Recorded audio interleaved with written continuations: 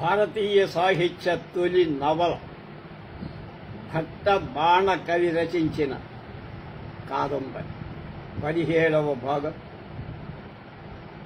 27/2/24. దీనికి చిక్కని తెలుగు అనువాదం చేసిన వారు విద్వాన్ విశ్వంకర్. చంద్రరాజు గారి కొడుకు, మంత్రి గారి కొడుకు ఇద్దరు గురుకుల విద్యాభ్యాసం పూర్తయిపోయింది. తండ్రి వాళ్ళని ఇంటికి రమ్మని ఒక సైన్యాన్ని కూడా పంపించి ఒక అద్భుతమైన గుర్రాన్ని అతనికి కానుగ్గా ఇచ్చి ఆ గుర్రం ఎక్కి రమ్మని కోరడం, ఆయన అంగీకరించటం వరకు నిన్న మనం చెప్పుకున్నాం. తర్వాత చెప్తున్నాం. దృష్ట్వా చ తమదృష్టపూర్వమమానుషలోకోచితాకారం అఖిల భువన రాజ్యోచితమసే లక్షణోపపన్నమస్వరూపాతిశయమతిధీర ప్రకృతేరపి చంద్రాపీడస్య పస్మస్య విస్మయో హృదయం అపి చాస్య మనసి సరభ సవిసరత్త సవివర్త నవలిత వాసుకి భ్రమిత మందలేన మధ్రత జలనిధి జల నిదం అశ్వరత్నం అనుద్ధరతా పూర్వం కిన్నామరత్నముద్ధృతం సురాసురలోకేన అనారోహతాచయ మేరుశిలాతల విశాలమస్య పృష్టమాఖండలేన హిమాసాదిత తైలోక్య రాజ్యఫలముచ్చరైస్రవస అస్మింత హృదయో వంచిత ఖలు జలనిధినాశతమఖః మన్యే చ భగవతో నారాయణస్య చక్షుష్గోచర నియతాపి కాలేన నాయముపగతః ఏనాధ్యాపితం గరుడారోహణస్య వనితాసపసిత్యజతి అహో ఖల్విత శయీ త్రిదశ రాజ సముద్ధిరియం తాతశ్చ రాజ్యలక్ష్మీ యదేవం విధాన్యపి సకల త్రిభువన దుర్లభాని రత్నాన్యుపకరణత ఆగచ్చంతి అనిచేతస్తి తయా మహాప్రాణతయా చ సదైవ దేవేయమస్యాకృతి యత్సత్యమారోహణే శంకామివ మే జనయతి నహి సామాన్యవాజినామమానుషలోకోచితాత్ సకల త్రిభువన విస్మయ జనస్య ఈదృశ్యో భవంత్యాకృతః దైవతాన్యభిః మునిశాపవశాదుజ్జిత నిజ శరీరకాని శాపవచన బలోపనీతాన్యేతాని శరీరాంతరాణ్యధ్వాసతీవ శ్రూయతే హి పురాస్థూలశిరానామ మహాపపాం మునిరఖిల భువనలలామ భూతామప్సరసం రంభాభిధానం శశాపసా స్వరలోకమపహాయ అశ్వహృదయే నివేశ్యాత్మనమస్వహృదయేతి విఖ్యాతా బడబా భూత్వా మృత్తికావత్యాం శతధన్వానం నామరాజానముపసేనమానామత్యలోకే మహాంతం కాలమువాస అస్యైత మహాత్మానో మునిజన శాప పరిపీత ప్రభావా నానాకారా భూత్వా బభ్రూమూరిమం లోకమసంశయమనేనాపి మహాత్మనా కేనాపి శాప భజా.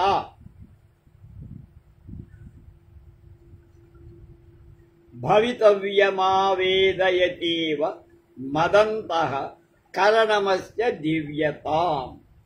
దీనికి చక్కని తెలుగు అనువాదం విద్వాన్ విశ్వం గారు చేసింది. ఏం చెప్తున్నారు చూద్దాం.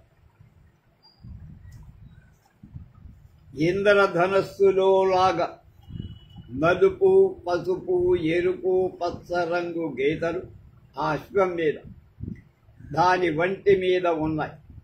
రంగురంగులుగా ఉన్న రత్న కంబళం కప్పిన ఏనుగు పిల్లలా ఉంది.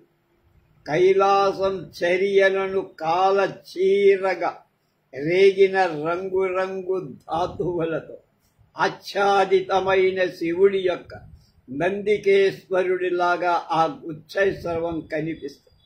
రాక్షస రక్తంతో కేసరాలు తడిసిన గౌరీవాహన సింహంలాగా రూపుదాల్చిన జవసత్వాలతో ఉంది. నిరంతరం ముక్కు పుటాలు కదులుతుండగా అతి వేగంతో గాలిని తాగి బయటికి పెడుతున్నట్లుగా ఆ ఇంద్రాయుధం అనే అశ్వం కనబడుతోంది.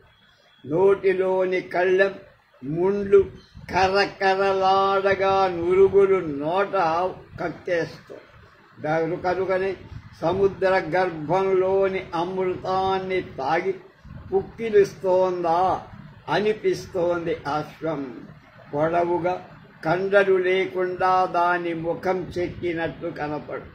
దాని ముఖంపై కెంపుల పట్టెడ కట్టారు. వాటి కాంతి పడి ఎర్రటి చామరలా అన్నట్లుగా నిశ్చలంగా ఉన్నాయి చెవులు.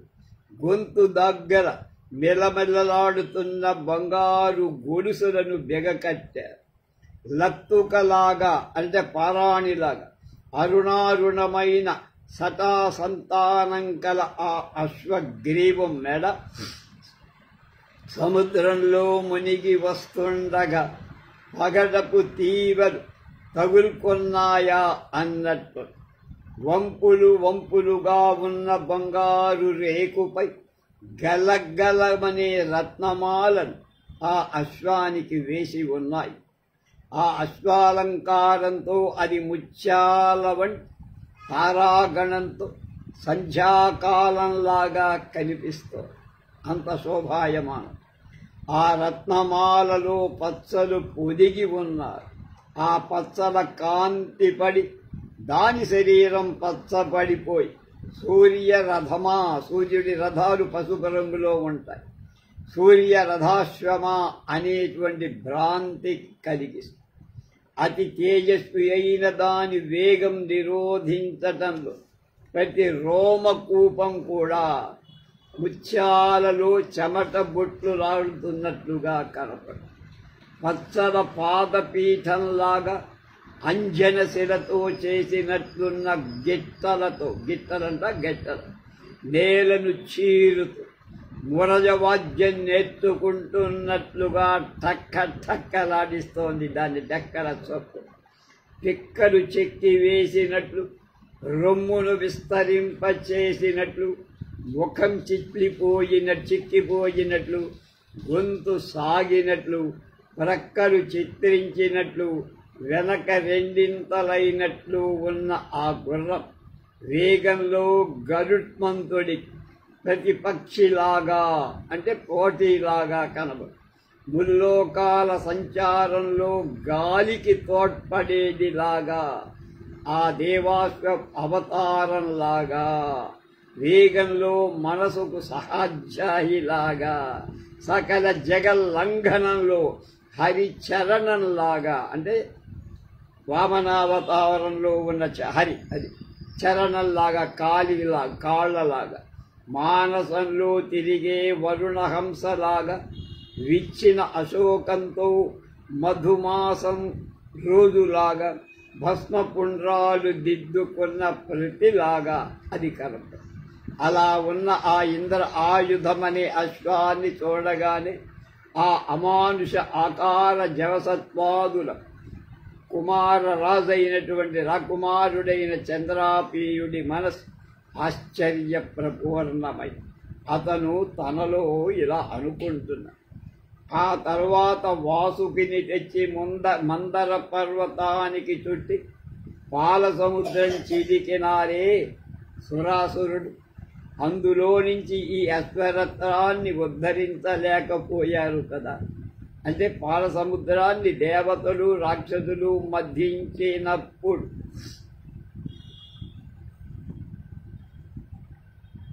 అందులోంచి ఉచ్చైశ్వరవం వస్తే వాడు ఇంద్రుడు ఎత్తుకుపోయాడు, వాడికి ఇచ్చారు. కానీ ఇలాంటి అశ్వాన్ని సృష్టించలేకపోయింది కదా ఆ పాల సముద్రం క్షీర సముద్రం మదనలు అంటున్నాడు కవి. మేరు శిలాతలంలా విశాలమైన దీని వీపుపై ఎక్కలేని దేవేంద్రుడి యొక్క త్రైలోక్య ఆధిపత్యం ఎందుకు బలాదోర్ అంటున్నారు. ఉచ్చైస్రవాన్ని చూసి సముద్రం ఇంద్రుణ్ణి మోసగించిందేమో. ఇంతకాలం శ్రీమన్నారాయణుడి కంట ఇది పడినట్లు కూడా లేదు, లేదా ఆయన నొక్కేసేవాడు కనుక ఇది ఇప్పటికీ ఆ గరుడిని పైనే ఆయన తిరుగుతున్నాడు, గరుత్మంతుడిని వాహనంగా చేసి. అబ్బా, మా నాన్నగారి రాజ్య సమృద్ధి దేవరాజ్యాన్ని మించిపోయినట్లుగా అనిపిస్తోంది. లోకాలన్నిటా దుర్లభమైన ఇలాంటి రత్నాలు మా నాన్నగారికే దొరుకుతున్నాయేమిటి అని ఆశ్చర్యపోయారు. దీని తేజస్సు, దీని మహత్వం చూస్తే ఏదో దేవతారూఢగా కనపడి దీన్ని ఆరోహించాలంటే మనస్సులో ఏదో జంకు కలుగుతోంది. సామాన్యాలైన అశ్వాలకు ఇంతటి అద్భుతాకారం ఎక్కడుంటుంది? దేవతలు కూడా ఏ ముని శాపం వల్లనో అలాంటి ఆకారాలు ధరించటం లోకల్లో పురాణాల్లో విన్నాం కదా. పూర్వం స్థూల శిరుడనే మహాముని అతి భువన మోహిని అయిన రంభను శపించాడని విన్నాంగా. ఆమె దేవలోకాన్ని వదిలి అశ్వంలో రూపంలో చేరుకొని బలబ అనే పేరు గల మృత్తికాపతిలో శతధనుడనే రాజును సేవిస్తూ భూలోకంలో చిరకాలం ఉన్నట్టు కూడా కథలు గాథలుగా విన్నాం కదా పురాణాల ద్వారా. ఇంకా ఇతరులెందరో మహాత్ములు ముని శాపాలు అనేక ఆకారాలు ధరించి ఈ లోకంలో ఉండినట్లుగా మనం వింటున్నాం.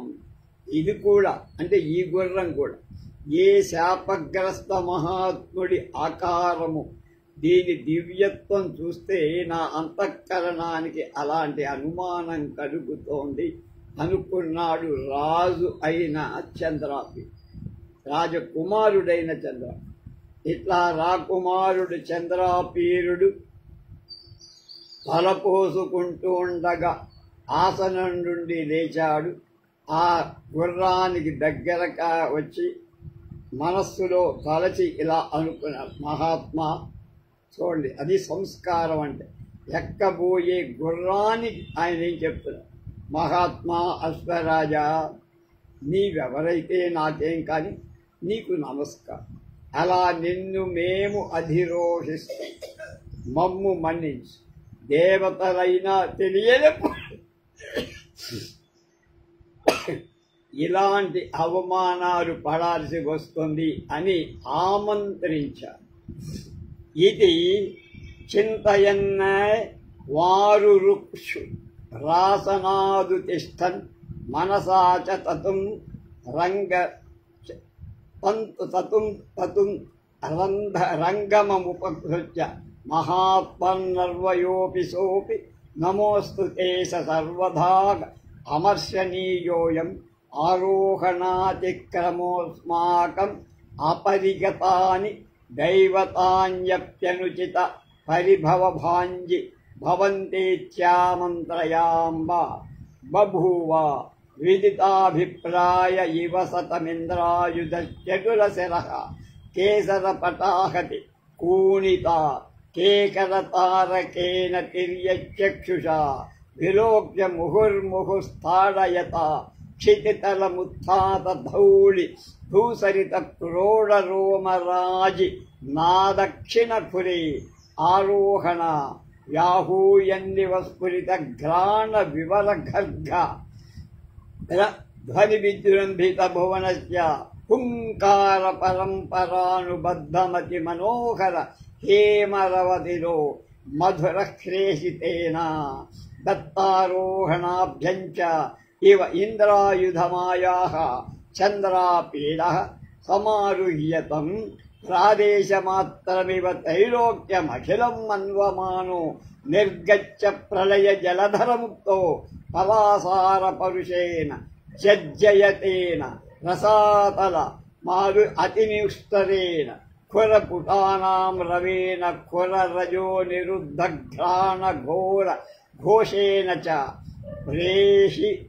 హ్రేషితేన బధిరీకృత సకల భువన వివర్ర మసిశిర కిరణ దీధితే పరామర్శ స్ఫురిత విమల ఫలకేణ ఊర్ధ్వీకృతేన కుంతలతావనేనున్నామ నీరోత్పల కలికావన గగనం సం ఇవ గగనతలమలంకుర్వాణ ముద్దండ మాయూరాతపత్ర సహస్రాంధకారితాష్ట దింగత ఆయా స్ఫురిత శతమంజుచాపకలాప కల్మాషమివ జలధర బృందముద్వమత్వేన పుంజధవళిత ముఖతయా అనవరత పల్లవ చతురతయా చ ప్రళయ సాగర జల కల్లోల సంఘాతమివ సముద్గతమదృష్ట పర్యంతమ ప్రమేయమస్తైన్యమపశ్యన్ తచ్చ సాగర జలమివ చంద్రోదయేనేవ చంద్రాపీడ నిర్గమేన సకలమేవ పంచశాలాస్మీయ మహామహమికమయా చ ప్రణామలాలసాహ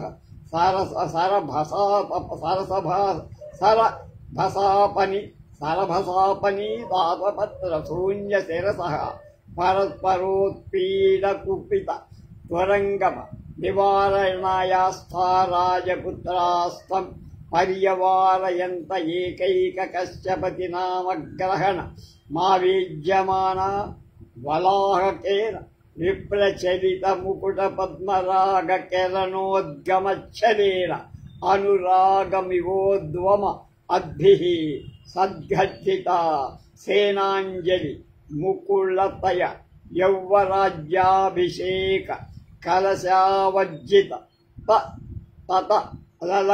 వజ్జిత సలలిత సలలి లగ్నమకరైరివ దూరావనతైః శిరోభిః ప్రణేముః. ఏం జరిగిందో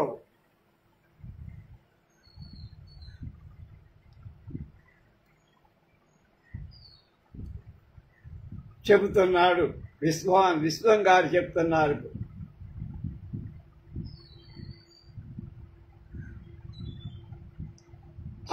ఈ అభిప్రాయాన్ని అంటే ఇందాక చంద్రాపీరుడు గుర్రం ముందు చెప్పాడు, మహాత్మా అశ్వరాజా, ఎవరైతేమయ్యా నువ్వు, నీకు ఒక నమస్కారం చేస్తున్నా, ఇలా నిన్ను మేము అధిరోహిస్తున్నాం, తప్పనిసరిగా నాన్నగారి ఆజ్ఞ, మమ్మల్ని మన్నించు అంటే నన్ను మన్నించు. దేవతలైన తెలియనప్పుడు ఇట్లాంటి అవమానాలు పడవలసి అంటే నువ్వు దేవతా స్వరూపుడివి అని ఆ అశ్వంతో అంటున్నాడే. ఆయన మనస్సు గ్రహించింది ఆ గుర్రం. ఈ అభిప్రాయాన్ని తెలుసుకున్నట్లుగా ఆ ఇంద్రాయుధం అనేటువంటి అశ్వం గుర్రం తలపై పడిన కేసరాల వల్ల కుంచిన కనుగుడ్డు గల కనులతో ఎంత పరిశీలన దృష్టితో ఆయన రాశాడు బాలుడితో. కనుగుడ్డు గల కనులతో ఓరగా చూసి కుడికాలి గిట్టతో అంట, గెట్ట అంటారు అది, గిట్టతో 3 సార్లు నేలను తాటించి మధురంగా గంభీరంగా సకిలించింది. అంటే నీకు పర్మిషన్ ఇస్తున్నా, నా మీద స్వారీ చెయ్యవయ్యా రాకుమారా అన్నట్టుగా అంగీకారం. ఆ మధుర హేషతో ధ్వనితో అనుమతి ఇచ్చినట్లుగా భావించి చంద్రాపీడు ఇంద్రాయుధం అని పిలువబడేటువంటి ఆ గుర్రాన్ని ఎక్కారు. ఎక్కిన వెంటనే 3 లోకాలు 3 జానల నేలగా భావించి విద్యామందిరం దాటి బయటకు వచ్చేసాడు. అంత స్పీడ్గా వస్తోంది. అక్కడ అశ్వసైన్యం కనపడింది. వడగండ్ల వాన కురుస్తున్నట్టుగా, రసాతలాన్ని తుక్కు చేయటానికి సిద్ధపడినట్లుగా ఆ అశ్వసంచయం గెట్టలు తాడిస్తోంది. వాటి సకిలింపులతో లోకం చెవులన్నీ కూడా చిల్లులు పడిపోతున్నాయి, గడియలు పడుతున్నాయి, మూసుకుపోతున్నాయి. ఆశ్వికులందరూ కూడా ఖడ్గాలు పైకెత్తారు. వాటి అంచులు ఎండపడి తళ్ళ తళ్ళ మెరుస్తున్నాయి. పైకి నిలిచిన నల్ల కలువల వనం సరోవరాన్ని అలంకరించినట్లుగా ఆ ఖడ్గలతావనం, ఖడ్గము లతతో పోల్చాడు. ఖడ్గలతావనం అన్నాడు. ఖడ్గలతావనం ఆకాశాన్నంతా అలంకరించి మయూర పింఛాల గొడుగులు వేలకు వేలు ఆస్తిక దళంలో పైకెత్తి ఉన్నారు. వాటితో 8 దిక్కుల చీకట్లు కమ్మేశాయి. ఇంద్రాయుధ సహస్రంతో జలధర సమూహంలాగా, మేఘంలాగా ఆ ఆతపత్రాలు గొడుగులు మెరిసిపోతున్నాయట. నురుగులు కక్కుతూ అటు ఇటు చెలిస్తూ ప్రళయకాల కల్లోల జల నిధిలాగా చూపు ఆనని అంత వరకు ఆ అశ్విక సైన్యం కనబడి అన్ని వేల కొలది అశ్వ సమూహాలు అక్కడున్నాయని. చంద్రోదయం కాగానే సాగర జలం ఉప్పొంగినట్లుగా ఆ అశ్వ సైన్యం యావత్తు చంద్రాపీడుని చూడగానే ఉప్పొంగిపోయి నేను ముందంటే నేను ముందు అంటూ రాకుమారునకు నమస్కారం జరిపి గబగబా తపపై ఉన్న ఆతపత్రాలను గొడుగులను తీసేసి ఒకటికొకటి గుర్రాలు ఒరుసుకొనగా ఆస్మికులైనటువంటి రాకుమారులు చంద్రాపీడుని చుట్టూ పరివేష్టించి ఆయనతో పాటు వస్తారు. ఒక్కొక్కరినే పేరు పెట్టి పిలిచి అది చంద్రాపీడస్తు తాన్ సర్వాన్ సమ్మానయిత్వా యథోచితమనంతరం త్వరంగమాధిరూఢే నా అనుగమ్యమానో వై సంపాయనేన రాజలక్ష్మీ నివాస యోగ్య కుండలీకాకృతిన సకల రాజన్య కుల కుముదఖండ సుముద షండ చంద్రమండలేతే చండమండలేనేవ త్వరంగమ సేనా స్రవంతి పులినాయ మానేన క్షీరోదఫేన ధవడిత వాసుకి ఫణామండల శరీర స్థూల ముక్తాకలాప ఖ్యాలకావృతి న ఉపరి చిహ్నీకృతం కేసరణముద్వహ పాది మహతా కార్తస్వరదండేన ధ్రియమాణే ఆతపత్రేణ నివారిత ఆతపః ఉభయ సముద్ధూయమాన చామర కలాపవన్ నర్తిత కర్ణ పల్లవ కొరః ప్రధావత తరుణ వీర పురుష ప్రయాణానేక సహస్ర సంఖ్యేన పదారి పరిజనేన జయ జీవేతి చ మధుర వచస మంగళప్రాయమనవరతముచ్చైః పరతావంధి జనస్తూయమానో నగర అభిముఖ ప్రతస్థే. ఒక్కొక్కరిని పేరు పెట్టి పిలవటం ప్రారంభించాడు, పిలిచేశాడు చంద్రాచుడు. వాళ్ళు తమ మణికవకుటాల కాంతిని అనురాగంలాగా ముందుకు పారగా చేతులు ముడుచుకొని యవరాజ్య అభిషేక జలాన్ని వంచిపోస్తున్న కమండలాల వంటి తలలను కిందికి వంచి రాకుమారుడికి నమస్కారం చేశారు. చంద్రాపీడుడు వాళ్ళందరినీ యథోచితంగా పలకరించి తన వెనకనే అశ్వాన్ని ఆరోహించి వైశంపాయనుడు అంటే మంత్రి కుమారుడు వస్తుండగా అశ్వసైన్యం వెనక నడుస్తుండగా నగర అభిముఖుడై బయలుదేరాడు. చంద్రాపీడుడిపై ఎండ పడకుండా మయూర ఛత్రాన్ని పట్టుకున్నారు. ఆ గొడుగు రాజ్యలక్ష్మికి నివాసభూతమైన కమలంలాగా కనిపిస్తోంది. సకల రాకుమార కుముదవనానికి చంద్రమండలంలాగా కనిపిస్తోందట.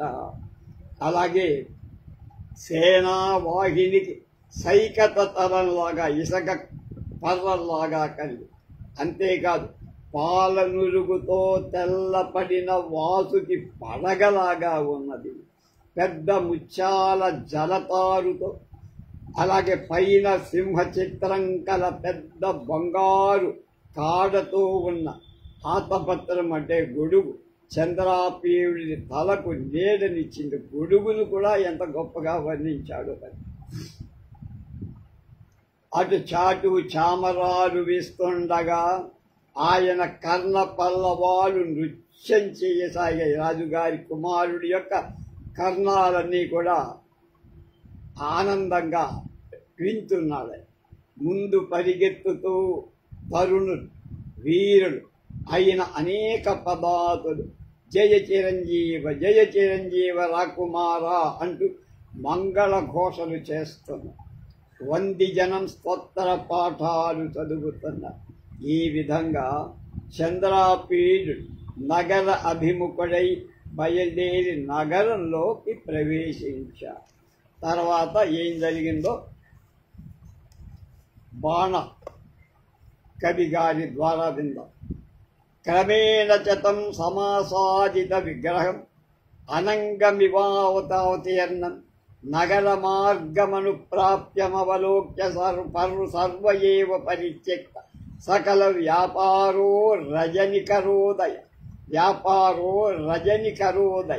పరిభుజ్యమాన కుముద వానురీకారీ జన సమజని సత్యస్మిన్ సంప్రతి ముఖ కుముద కదంబ కవికృతాకృతి కార్తికేయో విలంబయతి కుమార శబ్దం అహోవయమతి పుణ్యభాజక యది మామమానుజీమస్యాకృతి అంత సమారూఢ ప్రీతి రస నిష్పంద విస్తారితేన కుతూహలోత్తాని తేన లోచనయుగళే నాని వారితాః పశ్యామః సఫలానోద్యమాదాజాతా జన్మవత్తా సర్వదా సమ్మో నమోస్మై రూపాంతరధారిణే భగవతే చంద్రాపీడ ఛద్మనే పుండరీకేక్షణాయే అదన్ అరచిత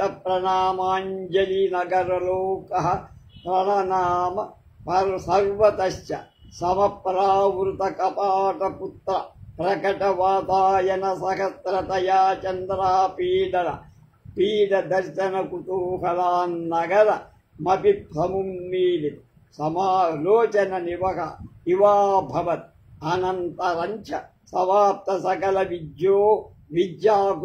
విద్యాగృహానిర్గతోయం ఆగచ్చతి చంద్రాపీడ ఇతి సమాకర్ణ్య ఆలోకన కుతూహలిన్యః సర్వస్మిన్నైవ నగరే సప్తభ్రమ సత్ముత్సృష్టార్థ పరిసమాప్త ప్రసాదన వ్యాపారాః కాంస్యద్వామకర తల గత దర్పణాః స్ఫురిత సకల రజనికర మండలా ఇవ పౌర్ణమాసిరజన్యః కాంశ్చిత్ ఆర్ద్ర రక్త కర సపాటలిత చరణపుటాః కమల పరిపీత బాలాతపా ఇవ సలిలస్య నలిస్య కాలశ్చిత్స సంభ్రమ గళిత విగళిత మేఖలా కలాపా కులిత చరణ కిసలయాః శృంఖలానందానుమంద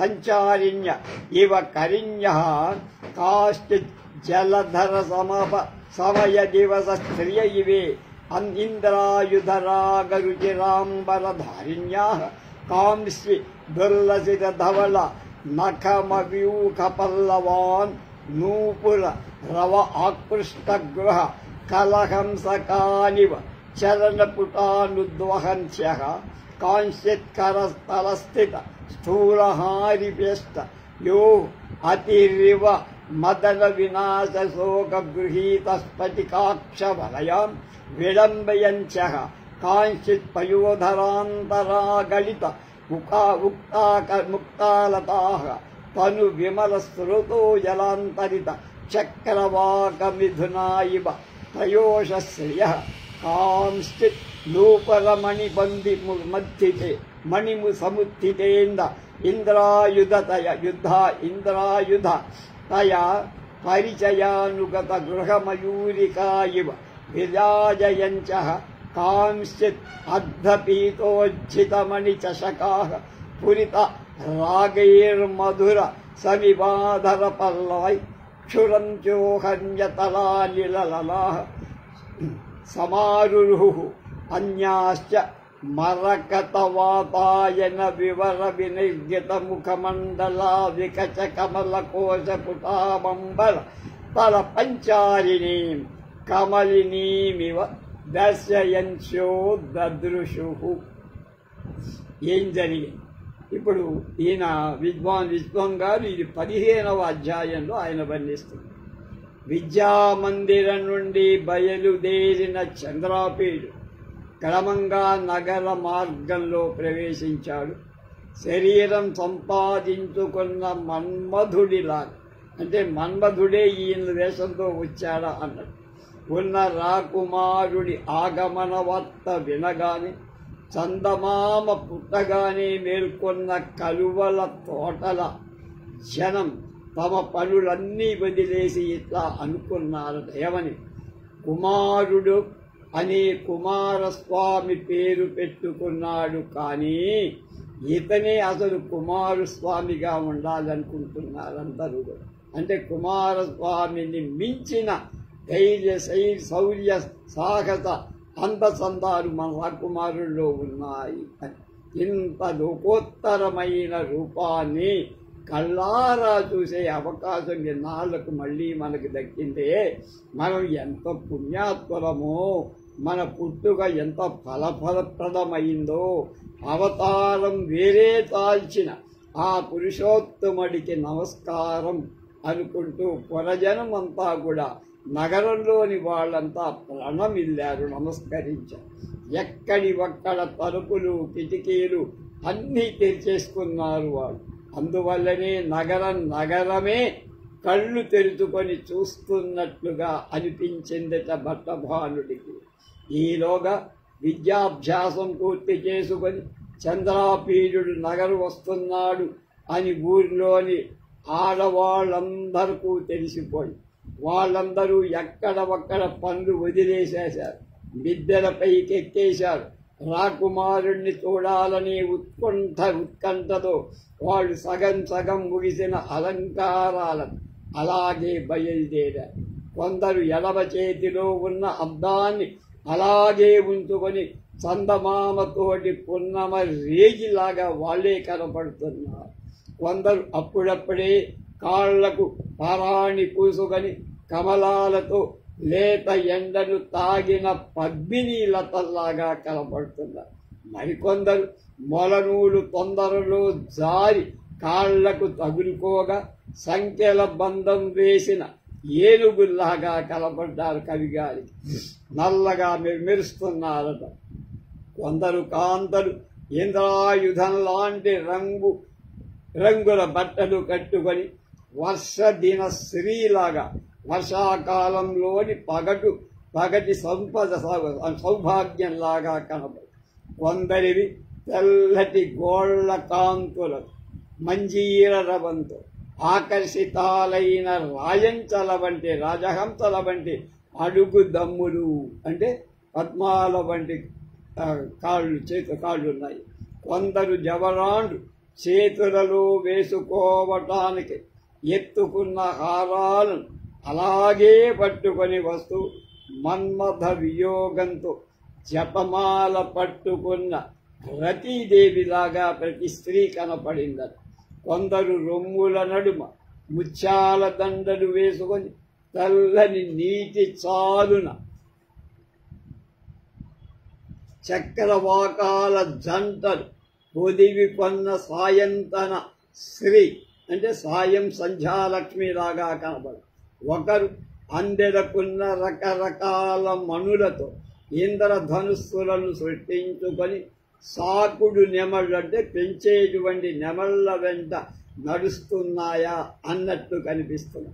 మరికొకరు కొద్దిగా తాగిన మధు కలశాలను వదిలిపెట్టి ఎరుపెక్కిన పెదవులు మధురసాన్ని స్రవిస్తున్నట్లుగా కనపడుతున్నారు. ఇలా ఊరిలోని ఆడవాళ్లంతా మిద్దెలపైకి మేడలపైకి రాకుమారుణ్ణి చూద్దామనేటువంటి ఉత్సాహంతో గబగబా ఎక్కేశా. కొందరేమో పచ్చల గవాక్షాలలో తలలు దుచ్చి తామరాకుల మధ్య పద్మాలను పొదిగుకొని ఆకాశంలో నడుస్తున్న నళిని లతల్లాగా ఉన్నారు, పద్మలతల్లా.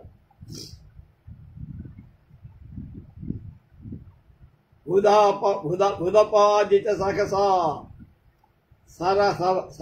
సరభస చంచల జన్మా మధుర సాధారణాత్పారిత వీణారవ కోలాహల కభగణో రసనారనాహూత గృహసారస రసిత సంభిన్న స్ఖలిత చరణ తరతాడిత సోపాన జాత గంభీర ధ్వని ప్రపుష్టానాం అవరోధ శిఖండీనాం కేకారవైరనుగమ్యమానో నవజవలధరవివ భయచకిత కలహంస కులూహల కుల కోలాహల కోమలో మకర ధ్వజ విజయ ఘోషణానుకారి పరస్పర విఘట్టనారణిత భారతరహారమణీనాం రమణీనాం సురత్రహారీర్ హర్మ్యక్షుక్షుషు ప్రతిరవ నిర్ద్రాదీభూషణ నినాద చెప్పింది.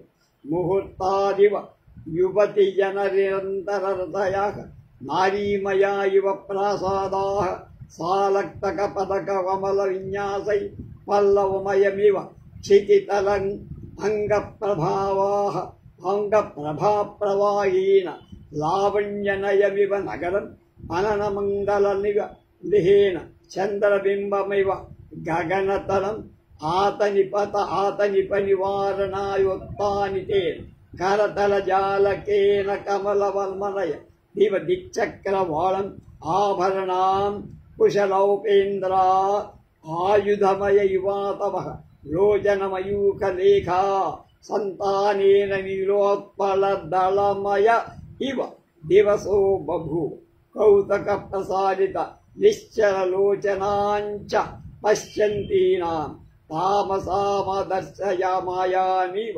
సలిలమయానీవ స్ఫటికమయానీవ హృదయాని నివేశ చంద్రాపీడ ఆకృతి.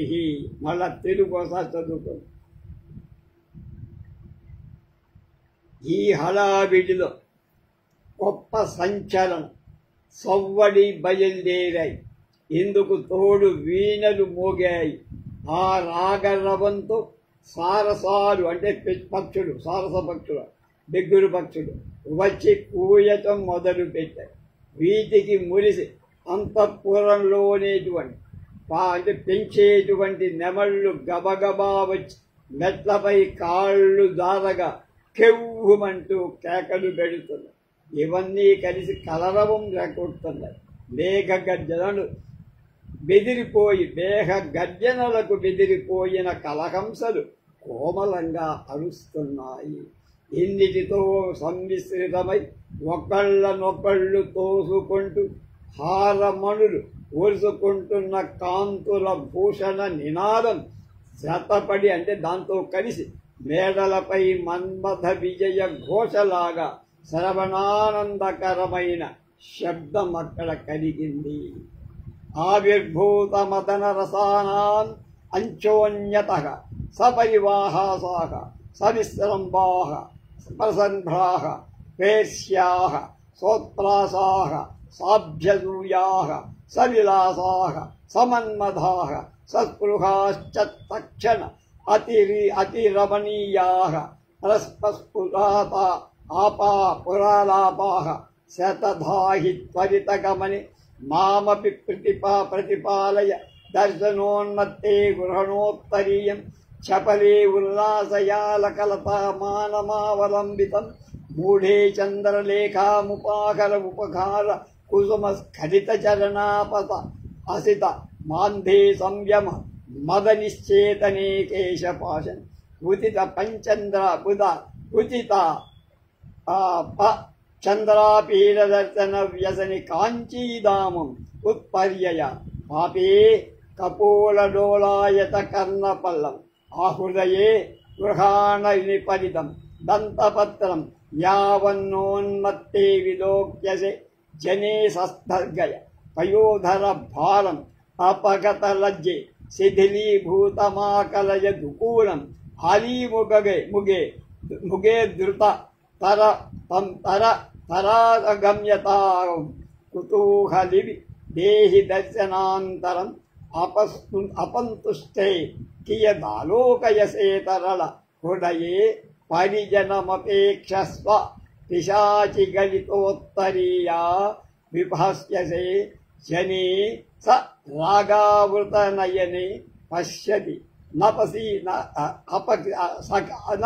నకీజనం అనేక భంగి వికార పూర్ణే దుఃఖాను కారణ యాసిత హృదయ జీవసి మిథ్యావని తే కిం వ్యపదేశ వీక్షితై విప్ర బలాలోకయ యావనికాని కిం పీడయాసి పయోధర భారేణ అలికోపనే పరతో భవమత్సరిని కిమే కాకిని గుణ శివాయతాం అనంగ పరవసి మదీయముత్తరీయాం సుఖముత్తరీయాం తవాపసతి రాగా నవమత్తే నివారయాత్మానం ఉజ్జిత ధైర్యే కింధావసి గురుజన సమక్షం ఉల్ల సత్ స్వభావేన కిమేవ మాకులీ భవసి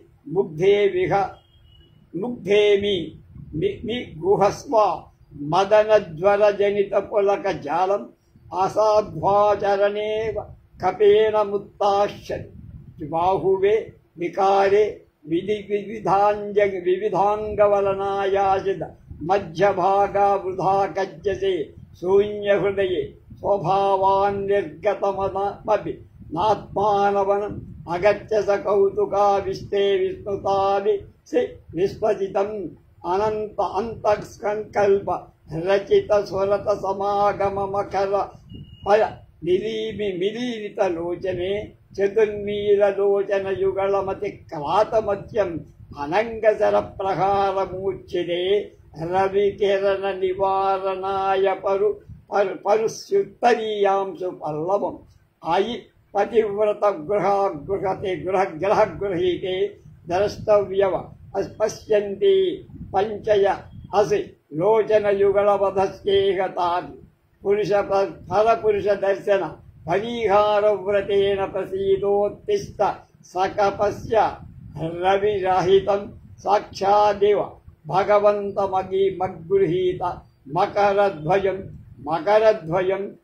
మనుష్యపి ఆతపత్రావరేణ అల్లిపకుల నీలే శిరసితమిర శంకాం విపత ఇవ శశికర కలాపు మాలకుసుమశేఖరో అభిలక్ష్యతే ఏతదస్య కర్ణాభరణ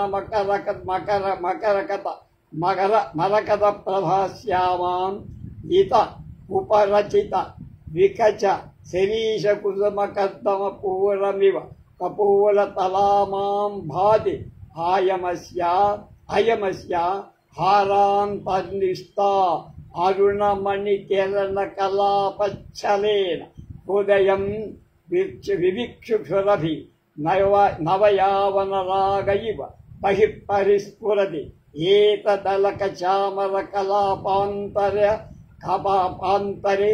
రితి విరళ వీక్షణం ఏతత్కమపి వైశంపాయనేన సహ మామస్త్రయతు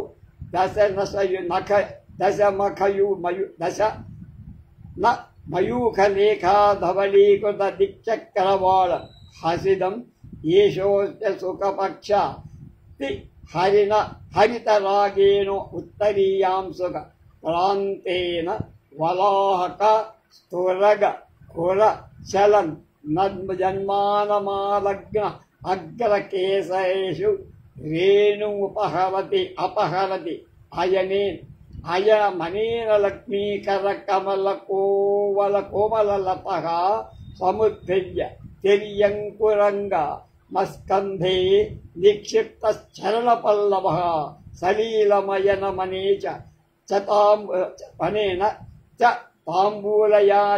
తాంబూలయాచనార్ధముత్తాడిత కరతలో కోమల దీర్ఘాంగుళిరాతాం ఆమ్ర పుష్కర కోశ శోభి గజేనేవ శైవాలక బలాలాసః ప్రసారితః కరః ధన్యాసాయా లక్ష్మీరివ నిర్జిత కమలం కరతలమస్య వసుంధరా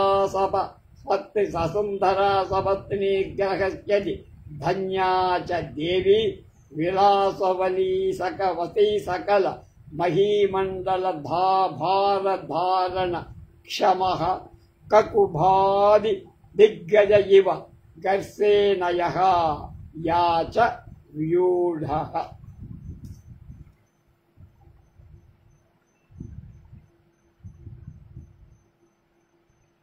కుతూహలంతో కళ్ళ రెప్పలు ఆర్చకుండా మనస్సులు అద్దాలలాగా నీతిలాగా పటికాల కనిపించాయి. వాటిలో చంద్రాపీజుడి ఆకృతి కనిపించింది ప్రతిఫలించి. వాటిలో కామోద్రేకం కట్టలు తెంచుకొని పారింది. అందువల్ల హాస్యయుతంగా, విశ్వాసయుంగా, సంభ్రమంగా, అసూయగా, ఎత్తి పొడుపులతో, ఏవగింపలతో, వినోదాలతో, వేట్కలతో, ఆశలతో నిండిన మాటలతో వాళ్ళంతా ఒకళ్ళు సరదాగా అనుకుంటున్నారు. ఆ మాటలు ఇలా వినిపించాయి.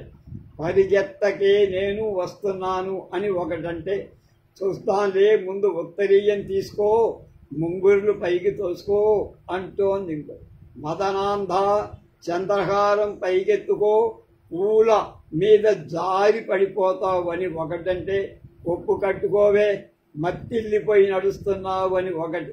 మొల నూలు సరిచేసుకోవే, రాకుమారుని తర్వాత చూడొచ్చులే, అది జారిపోతుందేమో, మరి విశ్వదర్శనం అవుతుందేమో అంటోంది ఒకటి. కమ్మ జారిపోతోంది కమలాక్షి అని ఒకటి. దంతపత్రం పడిపోయింది తీసుకోవే అంది ఒకటి.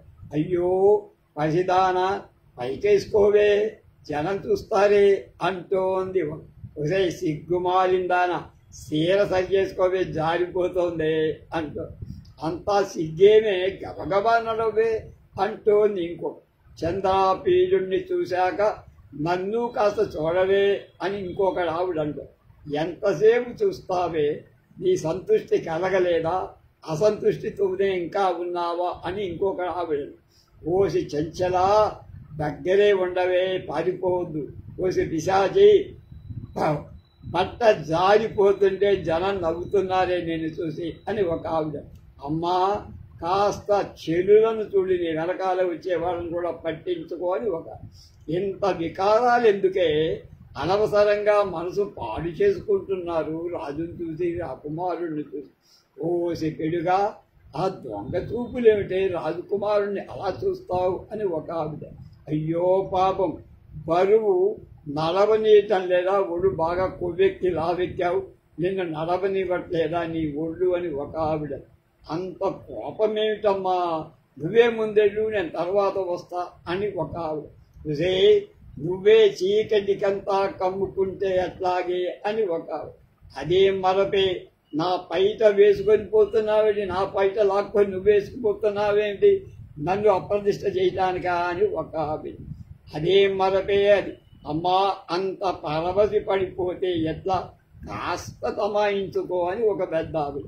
అంత పెరిగితనం ఎందుకే, పెద్దల దగ్గరికి పారిపోతున్నావా అని ఒక ఆవిడ. అలా అనేక రకాలైన మాట.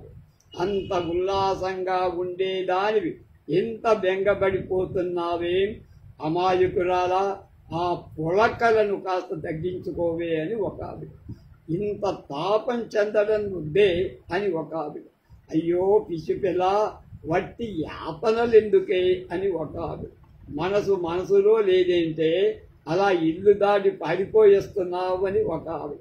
అయ్యో నీ కుతూహలం బంగారం కాను, ఊపిరైనా పీల్చుకుంటున్నావా అని ఒక ఆవిడ ఎద్దేవ.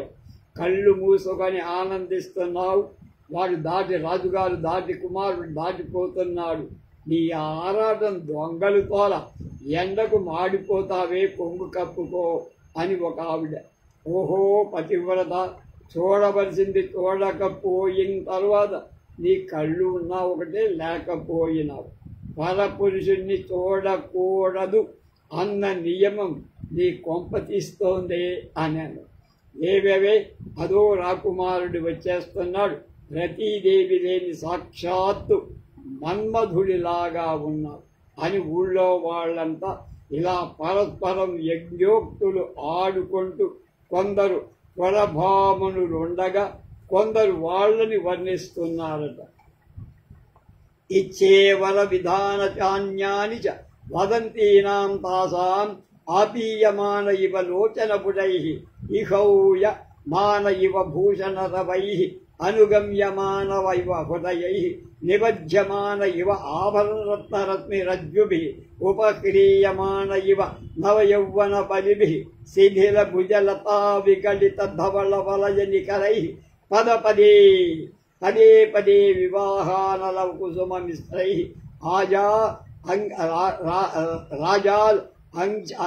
రాజాల్ అంచలిభి రవ తీర్యమాణ చంద్రాపీడో రాజకుల సమీప మాససాదక్రమణే చ యామావస్థితాభి అనవరత కట కరటక స్థల విగడిత మదమసీపంకరీభిరివంజన గిరిమాలా మలినాభి కుంజర ఘటాభిరంధకారిత లింగమఖత యా జలధర దివసాయమానం ఉద్దండ ధవళ ఆతపత్ర సహస్ర పంకరం అనేక ద్వీపాంతరాగత దూత శత సమాకుల రాజద్వారమాసాజ్య తురంగమాత్ అవతతార.